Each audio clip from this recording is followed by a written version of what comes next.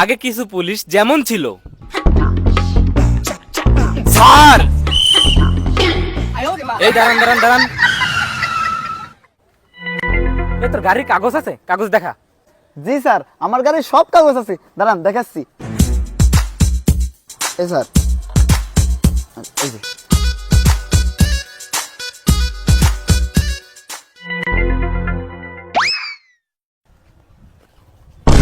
ভাই আপনি নামেন, আপনার সাথে কথা আছে। ভাই আমি গাড়ি থেকে নামবো কেন? স্যার আপনি বলেন আমার কাগজপাতি কি ওকে আছে? না ওই কাগজপত্রের একটু ঝামেলা আছে। কি বলেন স্যার, আমার কাগজপাতিতে কোনো ঝামেলা থাকারই কথা না, আমার কাগজপাতি তো একদম ওকে আছে। এ ভাই আপনাদের তোর ঘরেন কে? আপনার লগে কইছি না মোর কথা আছে, পাশে আন, নামেন। দাঁড়ান ভাই স্ট্যান্ড করে নি।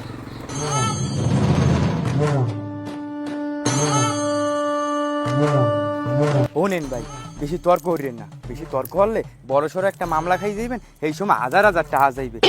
ওই ঝামেলা একটু পাইছে, ওইটা ঠিক হয়ে যাবে। ওই সকালের হালকা পাতলা নাস্তা করার জন্য কিছু মালকুড়ি দেওয়া লাগবে, ওই দিলে মুই স্যাররে বুঝাই কমনে স্যারে দেবেন। কিসের জন্য স্যার? আমি কিসের জন্য টাকা দেবো? আমার সব কাগজপত্রই তো ওকে আছে। শোনেন, মোরা তো ভাই বেরাদার, কিছু দিলে কিছু হয় না, আর পুলিশ তো জনগণের বন্ধু।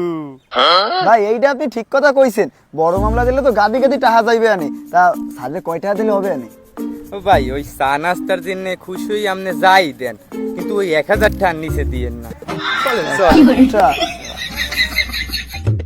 স্যার স্যার, করছিলাম কি, যা হওয়ার হয়েছে, ওই একটা কাজ করেন, এই আপনি এটা রাখেন আর আমারে ছাড়িয়ে দেন স্যার। ঠিক আছে, ওই একটু ঝামেলা হইলো। আচ্ছা ঠিক আছে, চলে যাও চলে যাও। তাহলে আমি চলে গেলাম স্যার, ধন্যবাদ, আসসালামু আলাইকুম। ওয়ালাইকুম আসসালাম।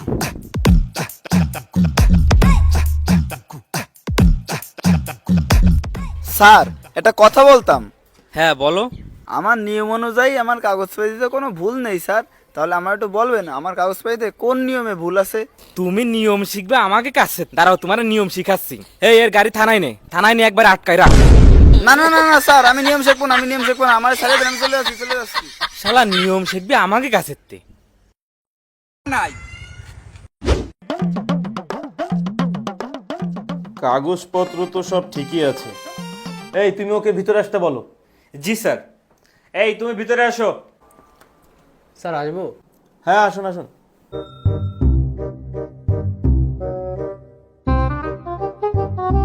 স্যার আপনি তো জানেন আমার বউ আমারে নির্যাতন করেছে, আমার ফ্যামিলির সাথে খারাপ ব্যবহার করেছে, আর আমার নামে নারী নির্যাতনের মামলা দিছে। এখন শেষ আসছে আমারে তালাক দিয়ে আমার জেল খাটাবে আর কাবিনের টাকা নিয়ে যাবে। কিন্তু স্যার আপনি তো জানেন আমার একটা ছোট্ট সন্তান আছে, আমি স্যার এই তালাক চাই না, আমি ওর সাথে সংসার করতে চাই। আপনি এর একটা সমাধান দেন স্যার। ঠিক আছে, সব কিছুই বুঝলাম, কিন্তু কিছু পাইতে গেলে কিছু দিতে হয়। মানে স্যার বুঝলাম না, কি দিতে হবে?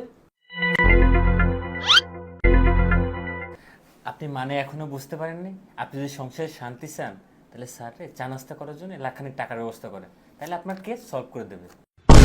লাখখানিক টাকা? স্যার, এত টাকা তো আমার পক্ষে দেওয়া সম্ভব না স্যার। দেখুন, আপনি যদি টাকাটা না ম্যানেজ করতে পারেন তাহলে আপনার কেস আমরা সলভ করতে পারবো না। না না স্যার, আপনি আপনি এই সমস্যাটা সমাধান করে দিন স্যার, আমি টাকা দেবো স্যার। আচ্ছা ঠিক আছে, আপনি তাহলে কাল না, আপনি তাহলে পরশুদিন আসেন, আপনার কেস সলভ করে দেবো আমরা। আচ্ছা স্যার, ঠিক আছে স্যার। কিন্তু পুলিশের চাকরি পাইতে গেলে একটু সমস্যা আছে। কি সমস্যা স্যার? কনস্টেবল, জি স্যার। ভালো করে বুঝাও। আপনার চাকরি ভাই একদম কনফার্ম।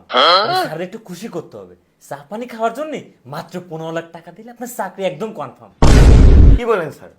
আমার তো সব কিছু ওকে, তাছাড়া আমি সব জায়গা থেকে উত্তীর্ণ হয়েই তো এখানে আসছি, তাহলে টাকা লাগবে কেন আমার? কি আপনি মুখের উপর তর্ক করেন? এই আপনি আসুন। এই নেক্সট। না না স্যার, অন্য কাউকে ডাকবেন না স্যার, আপনি আমার চাকরিটা দেন, আমি আপনাকে 15 লাখ টাকা ম্যানেজ করে দিচ্ছি স্যার। আপনার চাকরি কনফার্ম। আপনি একটা কাজ করেন, আপনি টাকাটা ম্যানেজ করেন, আর কাল ঠিক 10টায় আপনি গোপালগঞ্জ পুলিশ লাইন ট্রেনিং সেন্টারে জয়েন করেন। আর আমরা যেমন পুলিশ চাই। ভাই আপনার হেলমেটটা কোথায়?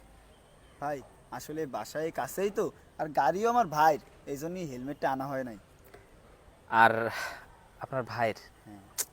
কিন্তু ভাই এভাবে তো গাড়ি চালানো যাবে না, আপনার মাথায় হেলমেট নাই, গাড়ি আপনার ভাইয়ের, কাগজটা আছে আপনার কাছে? না মানে স্যার, গাড়ি তোমার ভাইয়ের, তাই কাগজপাতি লাইসেন্স সব কিছু ভাইয়ের নামে করা, তাই আনা হয় নাই। না না, এরকম করা যাবে না। আপনার যদি হেলমেট না থাকে, আপনি অ্যাক্সিডেন্ট করলে আপনার তো বিপদ হবে। ভাই হেলমেট পরেন না এটা ভালো কথা না, নিজের হেলমেট নিজের সেফটি, এটা পড়তে হবে ভাই। আর গাড়ির সাথে গাড়ির কাগজ নিয়েও বের হন নাই। আর যেহেতু আপনি এগুলো নিয়ে বের হন নাই, সেহেতু আপনি লং রোডে যায়েন না, লং রোডে সার্জেন্ট আছে, সমস্যা করবে। আর আপনি প্রথমবার যেহেতু, সেহেতু আপনাকে ছেড়ে দিচ্ছি, মামলা দিচ্ছি না।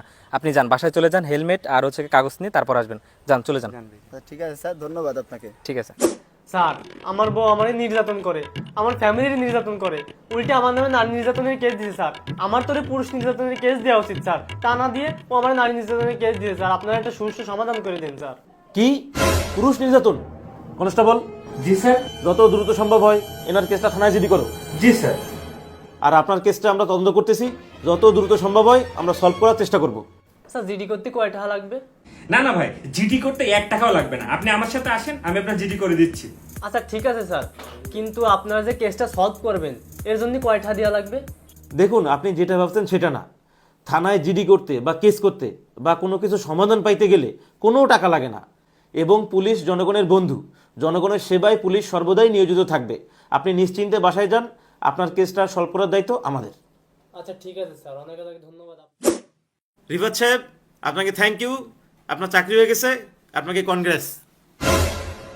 স্যার আমার বিশ্বাস হচ্ছে না, বিনা টাকায় পুলিশে চাকরি হয়েছে স্যার। স্যার জানেন, এখন থেকে 15 বছর আগে আমার এই ফুবতো ভাইয়ের পুলিশে চাকরি হয়েছিল 15 লাখ টাকা ঘুষ দিয়ে।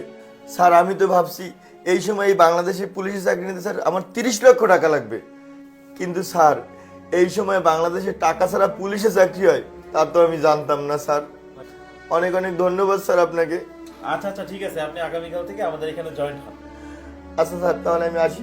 আসসালামু আলাইকুম স্যার। ওয়ালাইকুম আসসালাম।